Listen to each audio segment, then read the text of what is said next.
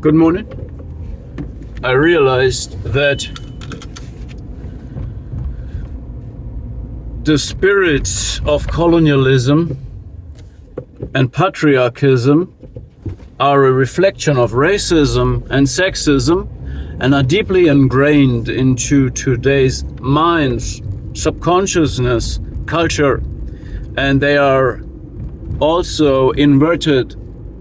And none of this is a solution for these traumatic echoes within mankind.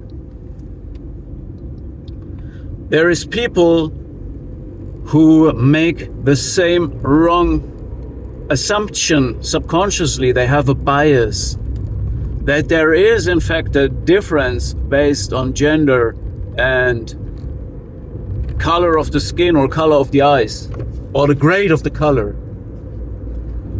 And then they use the world and their shared fantasy, because these are deeply narcissistic and psychopathic tendencies. Colonialism is narcissistic and psychopathic, and sexism also.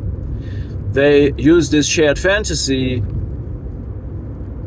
to act out how, based on this wrong assumption that there is a difference, they use the world as a stage to act out that they are not that way. But you need to understand, they make the assumption that they are superior because they understand what is right and wrong, and they then act out what they think is right.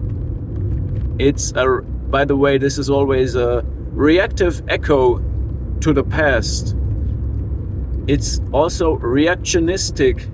It's also not a solution, but an inversion of the problem. And inverted racism, inverted sexism is the same thing. It's also racism and sexism, or it is the play they play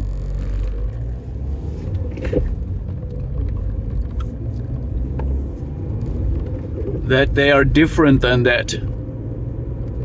But all of this based on a reality that shows only under the surface. If you look over a long time period, you see the truth about this. But I want to speak about something different today, and that is, I use ChatGPT often to process my input and experiences about narcissistic and psychopathic abuse. And sometimes I learn something new, or I get more awareness through the outputs of ChatGPT. Just like recently, I realized that the covert narcissist, that was my input, is reactive. So when they come in your life, they have this uncanny fascination with you.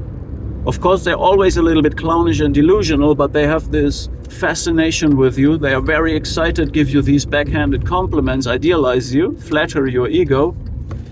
And this means you will be destroyed they want to destroy you at the end. But what they do is they are reactive to you, 100% reactive in everything.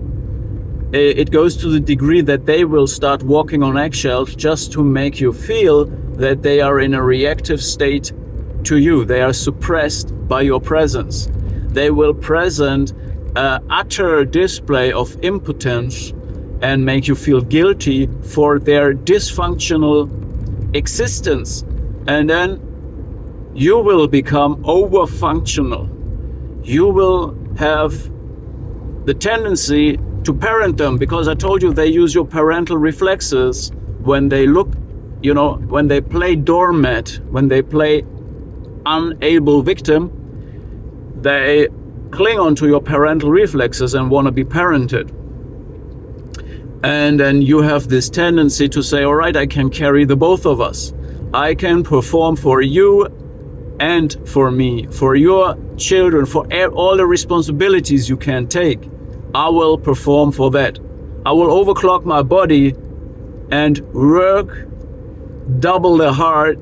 I will work 10 times more than you, and you can just lie around, be a victim, take no responsibility. That's what the covert narcissist tries to do by being reactive to you. They want you to react to them. And then when you do this, when you get over-functional and they get more and more dysfunctional, under-functioning, they start to switch the script. Now they don't react to you anymore, subtly. And at some point they will have you at a point where you carry these parasites and they pretend to be non-reactive to you. They stonewall you now because they feel like they have projected all their shame and dysfunction on you.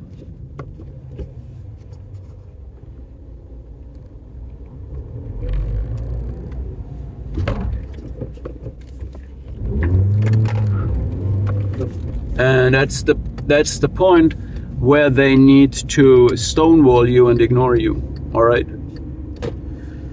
Because they feel like they have externalized their dysfunction, their shame, their guilt, their impotence on you. That's why they now act omnipotent and indifferent towards you.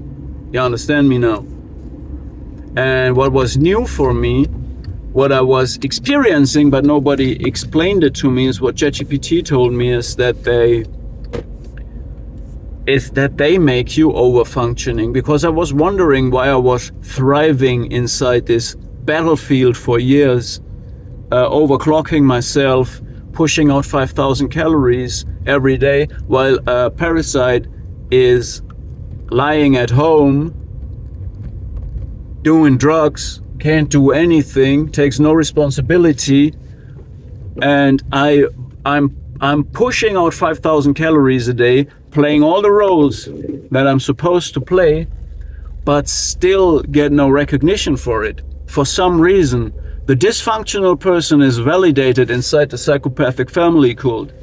For some reason, they idealize and flatter each other as if they were children in a playground playing at a theater production, all right? So this is the way dysfunction gets projected on you, because you carry the logs and the boats like David Goggins, but they play some theater play, all right? That's the playbook, all right? You are high functioning, they are dysfunctional, but inside the cult mechanic, it's rewarded to be dysfunctional as long as there is validation and idealization of incapable, impotent people, okay? It's not about performance, it's not about reality, it's about supporting the shared fantasy. That's number one priority. And the way they do it is, as I told you, they use your parental reflexes to make you hyper-functioning, to carry the boats for them, do everything for them, take all the responsibility.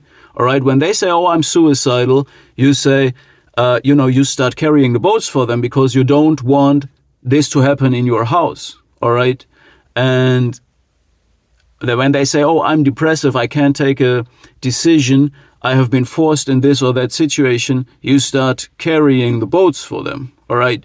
And then they flip the script of who is reactive to whom by being hyper-reactive to you, blaming you for their downfall, even though you saving them. And then suddenly they are the saviors of some situation. It's crazy, all right? And yeah, that's that.